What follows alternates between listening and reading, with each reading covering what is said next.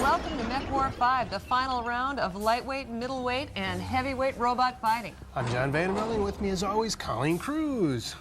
Thanks, John. And to help us predict these final matchups, we've brought in some pros. Andy Gerstel, whose entire family works hard to promote robot combat, and Missa Penrose, a skilled robot builder and driver. First up is our lightweight final between the flamethrower Bob and the sleek Mini-Mad. Guys, who are you buying for this match? I think Mini-Mad's going to win this one. Team Van Cleve built a very good bot when he came up with Mini-Mad. Got a CO2 flipper, cobalt electric motors, and a custom-made gearbox. They go high-tech. Yeah, Oh, yeah. That's pretty nice, but Bob, he is the ultimate junkyard bot. Most of his parts were probably found in a ditch. Therefore he's gonna win. That lifting arm of his is pretty powerful, wenched in there, and also doubles as a flamethrower. The predictions are in. Let's head to the arena. All right, let's see what happens, and they're off. Yeah, you can see Mini-Mad's a lot slicker job of engineering. Bob is more creative, artistic. Art versus science here. Art versus science. But the flamethrower is actually quite an interesting piece of design. They're only allowed to use less volatile things such as kerosene, starter fluid, and so forth. So the Bob designers, they actually have to loop the fuel through a preheat area in order to get it to ignite, which is technically a pretty sophisticated job for guys that build stuff out of rubber they find on the road. There are mud flaps on the side of that there. Look at he's just knocking Mini-Mad around. Schmidt family, Bob a family effort. Who are all pyromaniacs. Yes, all Schmidt family is inspired by fire. Who isn't in this day and age? Woo! Looks bad for Mini-Mad. He's being torched. Oh, If they can hold it for long enough, something's gonna light. I think I see him melting. Seared. Whoa! Oh! All right. He's running out of fire. Stop, drop, and roll. I don't think Mini-Mad can roll at this point, Colleen. The winner of this match is the winner. This is the final, right? So It's for everything. this is for all the eggs. The glory, the gold. Oh, I think Mini-Mad's dead. He's been Those are toasted. Friday. He is smoking. No! Oh, he's moving. Oh my God! It was a trick. Taking him. A clever ruse. Trying to get Bob to come around to the other side. Mini-Mad, his flipper seems to be out. However, I think they've roasted the machinery in there enough. But I think they just roasted Mini-Mad. That's got it.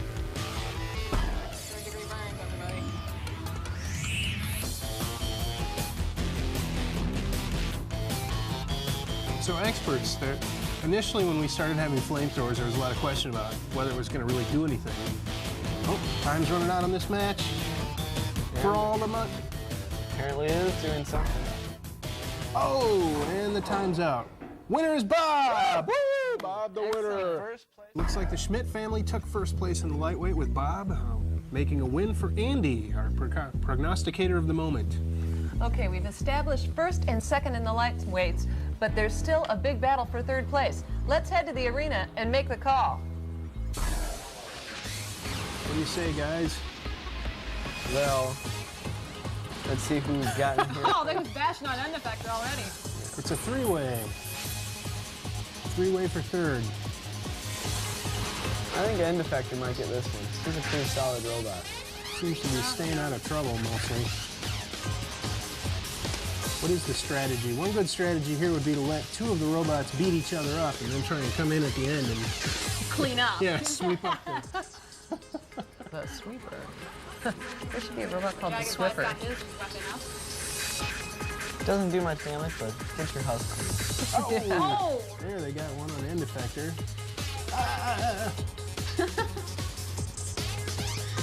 Feeling for the box. I feel John. for the robot. Ooh. So much time and love goes into them, and then But that's what they build them they for. explode into flames. We cry. But we live to build again. The memory always lives on in our hearts. That's right. And on the television screen. It's like people that have pictures of their pets, that have died. Kind of morbid, John. We remember our past robotic failures. You're creeping me out. No, no. That's the great thing about combat robot. Nobody ever dies, they just get rebuilt. All of the violence, none of the guilt. Nobody dies, they just get rebuilt. Oh! Whoa! Hazmat's had his hat torn off. Excellent. Boom! A good hit for Dragonfly, and time's almost up. The judges say end of match, and they call it for end Effector. End Effector, ooh, controversial.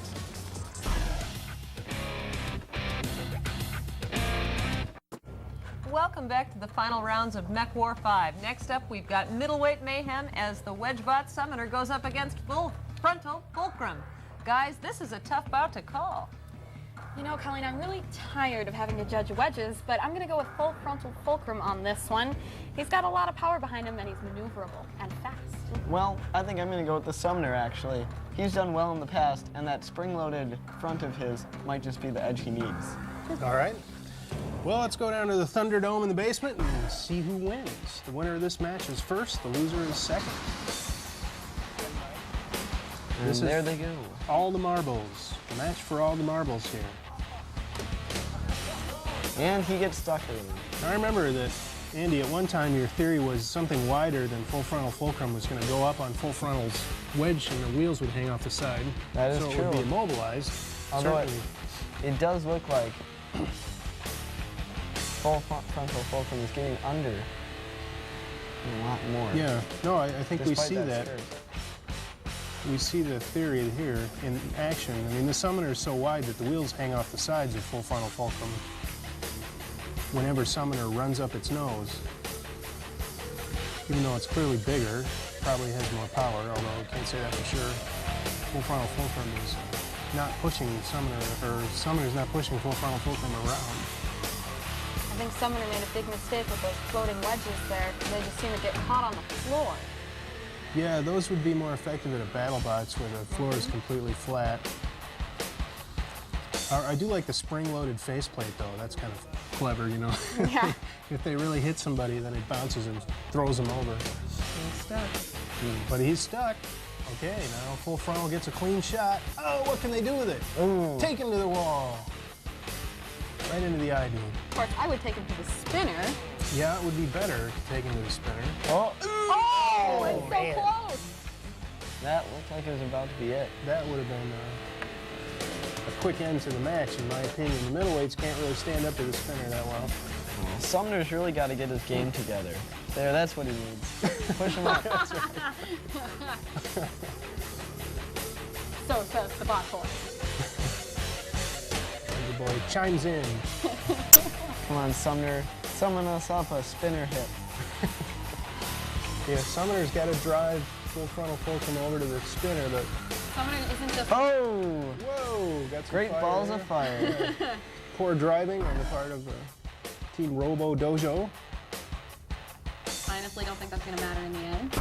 Probably not. Well, the match is almost over. Time's running out. Time's running out. Both robots taking it to the max here, but two wedges. Not a lot they can do. There it is. And there it is. It's up. Full frontal Folcrum wins it all. All right, welcome back to MechWar 5, the finals. Full frontal Folcrum took first in the middleweight division. Second was Summoner. Now we're going to the battle for third place, which will be a melee between three robots. What do you say, experts? What are your thoughts? Well, anything goes in a three-way battle. Usually, with the middleweights, whoever gets knocked in the spinner isn't going to win. I'd say one of the bots should wait out and wait for the other ones to destroy each other. All right, well, let's see what they do. All right. Oh, Centipede's in it. Wait, it's a four-way. It's a four-way. Four-way. Boy, the trolls don't phone us up here with enough information sometimes. I hate trolls so much. Henry, the Summoner, Mini Mer, and Centipede. I wonder if Bill's going to Oh, get that man. surprise plane. I'm putting my money right There it on is. Bill. Centipede is the only one with big weaponry, but at the same time, he's a little more vulnerable with three other robots running around. He's also got to stay away from that propeller right there. Interesting shot. Looks like we went out into the parking lot for a minute. Ooh, snow. Oh! Henry gets a hit. I think Henry's dead. And I think she's out. Boom! Oh, man. Henry's been killed. Yep. So he's not third. Looks like we have a pile-up over here. Pile up. It's pile up on Centipede. Bill Arden's got to be pretty mad. They're ganging on him. He probably has that written down in one of his conspiracy theories. They're all out to get me. You don't really think they'll paranoid, do you, Andy? No, of course not. All right.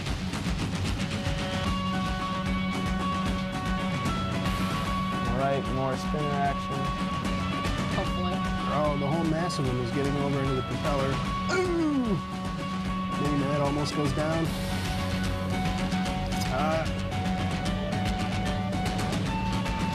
Looks bad for Centipede.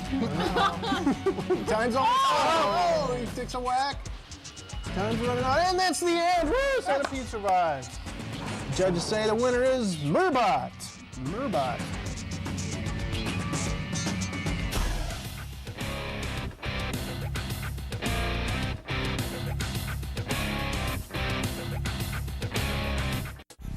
Okay, Colleen, let's look backward and take a look at some of the battles that led us up to this point in the finals of MechWar 5. All right. Hard-hitting action is the norm during MechWar 5, and often arena favorites become victim to the Propeller of Doom. Let's take a look back and see some of the classic combat that brought us to these final round matchups.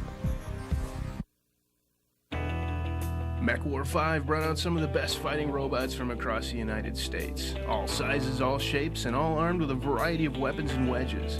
Each hopeful to take home the big prize, the Golden Bolt. However, this is not an easy task. To do this, they'd have to survive a gauntlet of powerful and lethal bots and avoid falling victim to the steel-shredding Propeller of Doom. Lightweight contenders such as 2x4, Hazmat, Dragonfly, and Effector all had their time in the cage. After 2 days of hard-hitting attrition, it was the flame-throwing Bob and the wily Mini-Mad that met up in the final round.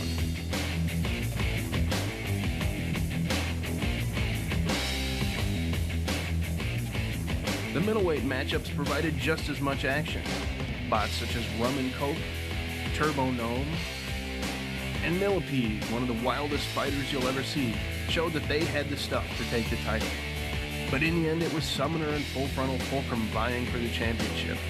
These evenly matched combatants showed their excellent driving skills and the effectiveness of the wedge design.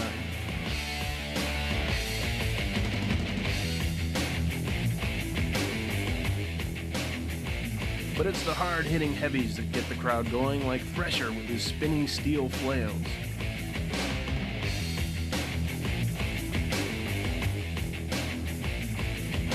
And the Tortoise and its tornado-like approach to destroying the enemy.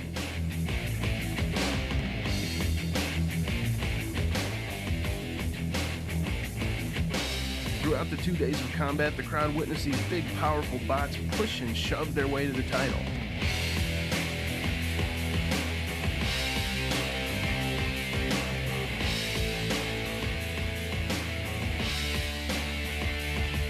Smoke cleared, it was Insect Repellent, armed with a powerful flipper and the speedy, serrated-edged Kumite in the final round.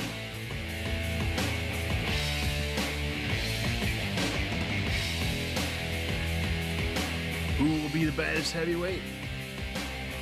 Slam the doors and start the spinner. The show is about to begin.